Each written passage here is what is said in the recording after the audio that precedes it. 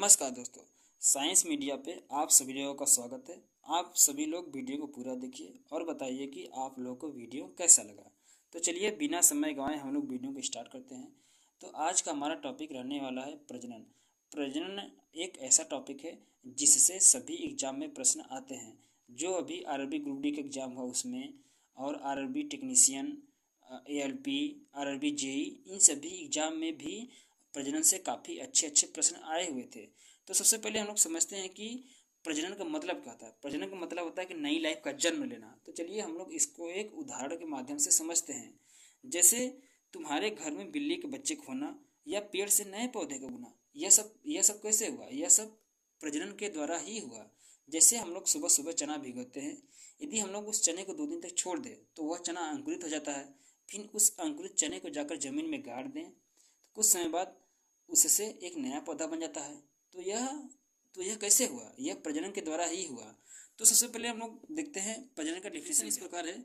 वह प्रक्रिया जिसके द्वारा किसी जीव से नया जीव उत्पन्न होता है। यह प्रक्रिया जीवन को बनाए रखने और नए संतान उत्पन्न करने के लिए होती है। इसे प्रजनन कहा जाता है। प्रजनन 2 वर्ड से मिलकर बना है, पढ़ा है री प्लस प्रोडक्शन। री मतलब दोबारा, प्रोडक्शन मतलब उत्पादन, यानी कि फिर से उत्पादन। प्रजनन 2 प्रकार के होते हैं। पहला है अलैंगिक प्रजनन जिसे बोलते हैं एसेक्सुअल रिप्रोडक्शन, दूसरा है लैंगिक प्रजनन जिसे बोलते हैं सेक्सुअल रिप्रोडक्शन। तो सबसे पहले हम लोग पढ़ने वाले हैं अलैंगिक प्रजनन यानी कि एसेक्सुअल रिप्रोडक्शन। तो चलिए इसका हम लोग डिफिनेशन देखते हैं। यह वह प्रक्रिया है जिसमें केवल एक जनक से एक नया जीव उत्पन्न होता है। यह नया जीव बिल्कुल अपने जनक के समान होता है। इसे एसेक्सुअल रिप्रोडक्शन कहते हैं। अलैंगिक प्रजनन के गुणधर्म यानी कि अलैंगिक प्रजनन के में क्या क्या खास बातें होती हैं। सबसे पहला, इनमें मेल और फीमेल की जरूरत नहीं होती है। युग्म का कोई संलयन नहीं होता है। संतान या नया जीव बिल्कुल समान हूबहू अपने पेरेंट के जैसा होता है। इसमें कोई आनुवंशिक विभिन्नता नहीं होती है। यह जो पॉइंट है, यह पॉइंट काफ़ी इम्पोर्टेंट है। संतान एवं पेरेंट के लक्षण बिल्कुल एक समान होते हैं, जरा सा भी डिफरेंस। पांचवा गुण है कि यह प्रक्रिया बहुत फास्ट होती है और यह प्रक्रिया काफ़ी सरल है। इसमें ऊर्जा की आवश्यकता कम होती है। अब लैंगिक प्रजनन के लाभ: फास्ट रिप्रोडक्शन, आसान प्रक्रिया, कम ऊर्जा की आवश्यकता। अब बढ़ते हैं कि अलैंगिक प्रजनन की हानि क्या होती है। सबसे पहला हानि है वातावरण बदलने पर स्पीसीज को नुकसान पहुंचता है, यानी पीएच और टेम्परेचर बदलने पर जीव मर जाते हैं। इसमें दूसरा पॉइंट है, इसमें कोई जेनेटिक वेरिएशन नहीं होता है। जिस तरह पिता रहेगा उसी तरह सेम टू सेम की एडॉप्टेशन में कमी आती है। यदि एक लोग को रोग हो गया तो जितने भी एसेक्सुअल रिप्रोडक्शन द्वारा उत्पन्न हुए वही रोग सब में हो जाएगा। इसमें कोई भी जेनेटिक वेरिएशन नहीं होती है। तो अब पढ़ते हैं कि अलैंगिक प्रजनन के प्रकार। सबसे पहला प्रकार है द्विविखंडन जिसे बोलते हैं बाइनरी फिजन, दूसरा है बहुविखंडन जिसे बोलते हैं मल्टी फिजन, तीसरा है मुकुलन, चौथा है खंडन जिसे बोलते हैं फ्रेगमेंटेशन, पांचवा है पुनर्जनन जिसे बोलते हैं रीजनरेशन, छठवां है बीजाणु निर्माण जिसे बोलते हैं स्पोर फॉर्मेशन, सातवां है कायिक प्रवर्धन जिसे बोलते हैं वेजिटेटिव प्रोपोगेशन। तो चलिए अब हम लोग पढ़ते हैं द्विविखंडन के बारे में। द्विविखंडन को बाइनरी फिजन कहते हैं। इसका डेफिनेशन इस प्रकार है कि जब एक सिंगल पेरेंट सेल मतलब एक अकेला जीव अपने आप को 2 बराबर हिस्सों में बांट लेता है और 2 बिल्कुल हूबहू संतान बना देता है, इसे बाइनरी फिजन कहते हैं। इसका इम्पोर्टेंट पॉइंट यह है कि इसमें पेरेंट सेल केवल 2 भागों में विभाजित होता है।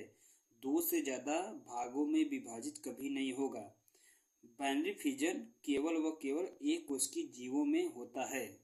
अब हम लोग देखते हैं कि बाइनरी फिजन करने वाले जीवों के एग्जाम्पल। तो चलिए हम लोग अब एक ट्रिक के माध्यम से समझते हैं कि आखिर में बाइनरी फिजन करने वाले जीव कौन कौन से हैं। तो ट्रिक इस प्रकार है कि एफ बाब लट मपना।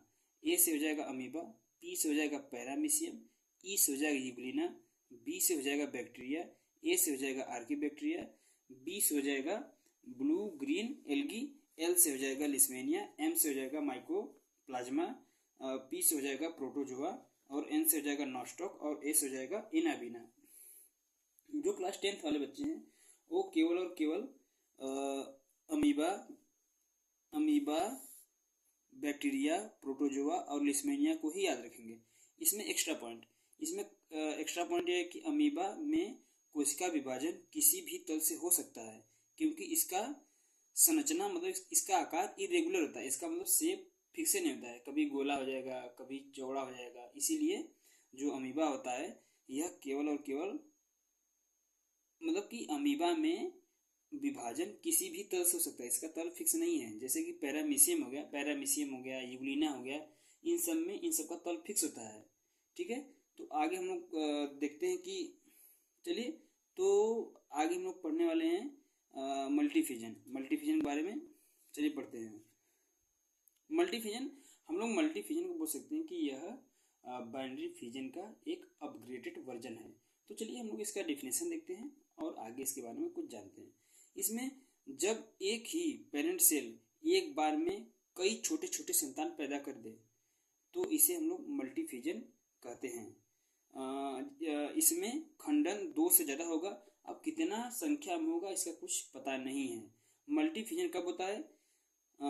जब वातावरण यानी कि इन्वायरमेंट खराब हो जाए, जैसे कि अधिक गर्मी, पानी की कमी, भोजन की कमी।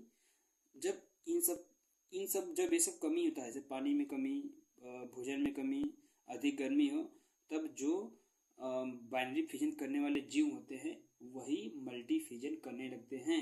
इसमें होता क्या है कि जब इन सब की कमी होती है तब इसमें जो ऑर्गेनिज्म होता है अपनी सुरक्षा के लिए एक कवच बना लेता है। कवच के अंदर न्यूक्लियस बार बार विभाजित होता रहता है। जैसे ही कंडीशन वापस नॉर्मल होती है वह कठोर कवच टूटता है, तो उसमें से कई सारे जीव यानी कि कई सारे बच्चे निकलते हैं। तो इसे ही हम लोग कहते हैं मल्टीफिजन। अब देखते हैं मल्टीफिजन करने वाले जीव के बारे में कुछ एक्स्ट्रा जानकारी। जैसे कि यह प्रतिकूल परिस्थितियों में होता है, मतलब कि यह प्रतिकूल परिस्थितियों में जीवित रहने की एक प्रकार की क्या है, युक्ति है। यह सिर्फ एक कोश की जीवों में होता है। यह बाइनरी फिजन का अपग्रेडेड मल्टीफिजन करने वाले जीव के उदाहरण। तो चलिए देखते हैं उदाहरण। जो जीव मल्टीफिजन करते हैं उसका कुछ हमने ट्रिक बनाया। उदाहरण ट्रिक के माध्यम से प्लास्टिक मोई आंटी, प्लास्टिक से होगा प्लाज्मोडियम, मो से होगा मोनोसिस्ट, ई से होगा इमिरिया, आंटी से होगा अमीबा। यानी कि जो क्लास 10th वाले हैं बच्चे हैं वो केवल और केवल प्लाज्मोडियम को याद रखें और इसका डिफिनेशन याद रखें, एग्जाम में पूछा जाता है। तो चलिए इसी के साथ हम लोग वीडियो को ख़त्म करते हैं।